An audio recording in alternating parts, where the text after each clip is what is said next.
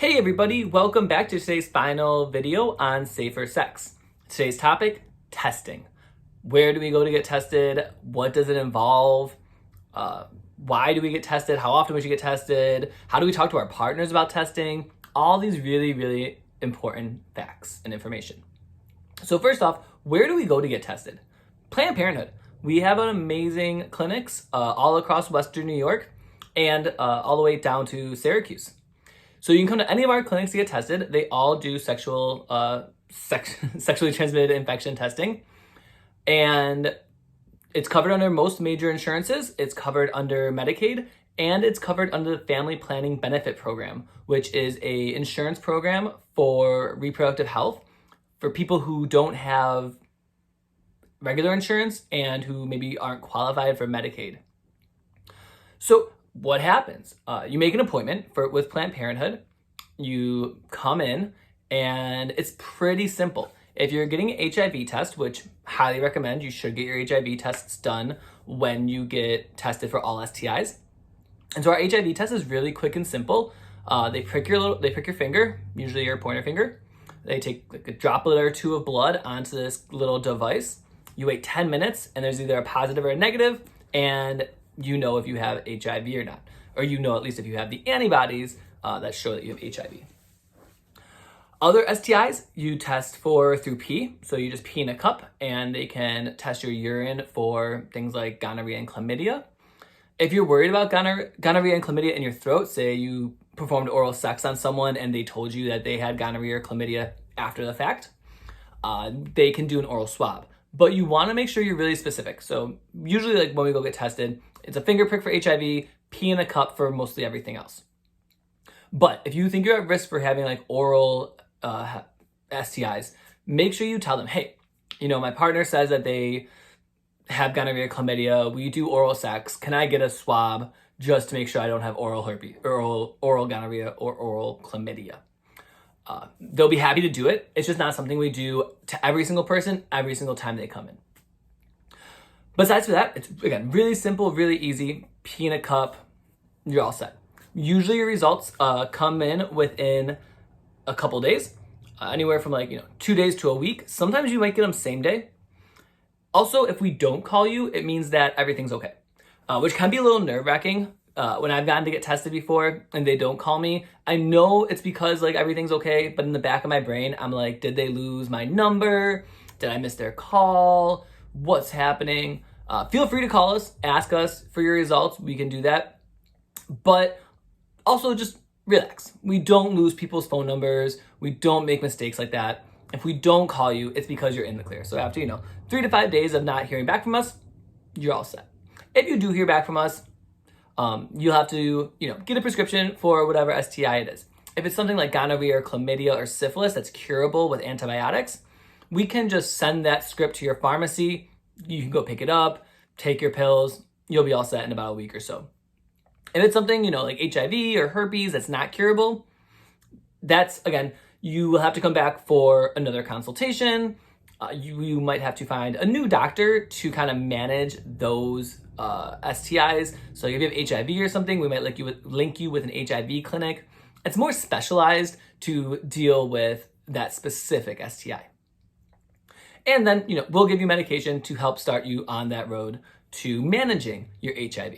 Because unfortunately, although we can't cure HIV, we can manage it really effectively. And it's just like any other sort of chronic disease that we might get.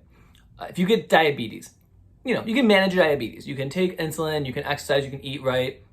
You can do all these things to make sure that your diabetes doesn't progress and get any worse. Same thing with HIV.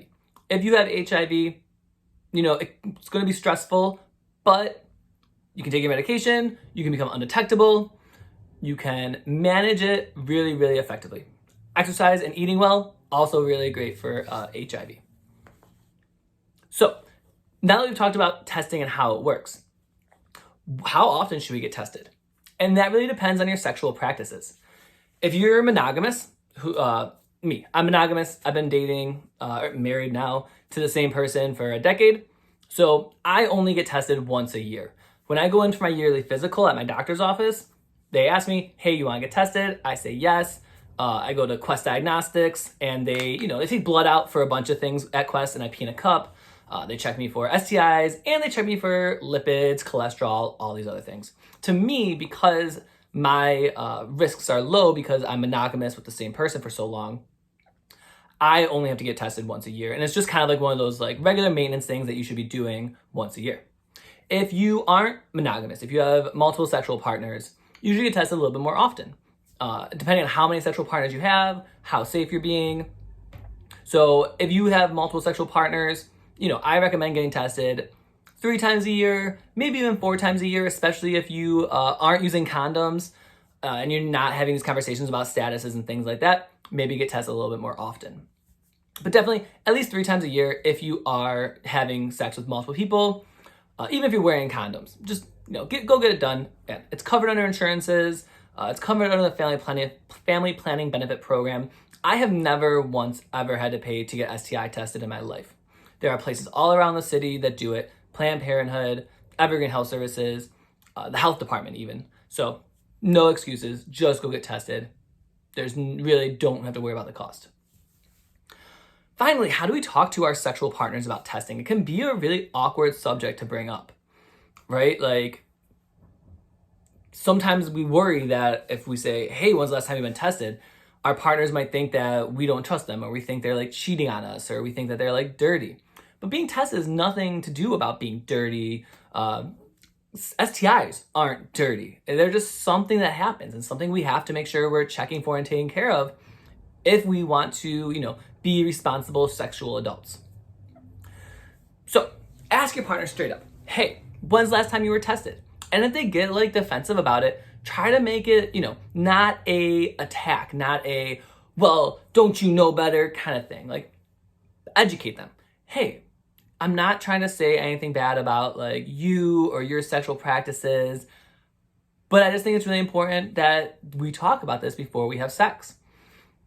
You can also offer, like, I've been tested before, give them your information. I was tested a few months ago. I had a few partners since then, so let's go get tested together and figure out our statuses at the same time. If you're dating this person. If you're not dating this person, if it's like a random hookup, still ask them, hey, when's the last time you were tested? I was tested a few months ago. I've had some sexual partners since then. We wore condoms, we didn't wear condoms, whatever you want, or whatever the truth is what you should be telling them. And then, talk about it. It doesn't have to be a long, drawn-out conversation, especially if it's just with like a one-night stand or a hookup or things like that. But it does need to be at least somewhat of a conversation. Hey, when's the last time you were tested? What's your status? What have you done since then, right? So I was tested a few months ago. I've had multiple partners without condoms. That's kind of a red flag, and that means that there's a chance that they could have something. And so it's something to think about. Not that you should have sex or not have sex, should wear a condom, not wear a condom. This is just to add to your defense, system. Condoms, great defense. Monogamy, great defense. Abstinence, great defense. Testing is another great defense. And just having that conversation is really, really important. And sometimes people are like, hey, Liam, what if they lie? People lie. It sucks, but they do. Hopefully they aren't lying. Hopefully, if they've never been tested, they tell you. Hopefully, they're not telling you that you're the only one when you're not the only one. But people lie, and it's one of those risks we take. So it's just something to think about. Make sure that you're doing other things to protect ourselves too. All right, so that I think covers pretty much testing, and we are just about at 10 minutes. So I'm going to end it there. This is our last class or video in this Safer Sex series. Next week's, the rest of this week's series is going to be all about LGBTQ inclusivity because it's June and it's Pride Month. And so I think it's really, really important we talk a little bit about LGBTQ folk. So we're going to. I will see you guys then. Have a good one. And if you haven't seen the other videos in the Safer Sex series, scroll up. They are all in this playlist. So check them out. Really, really informative. Start at the beginning, go to the end. You'll learn everything you need to know about safer sex. Share them with your friends, share them with your kids, talk to them, get the message out there so we can all protect ourselves. All right, again, see you guys later. Adios.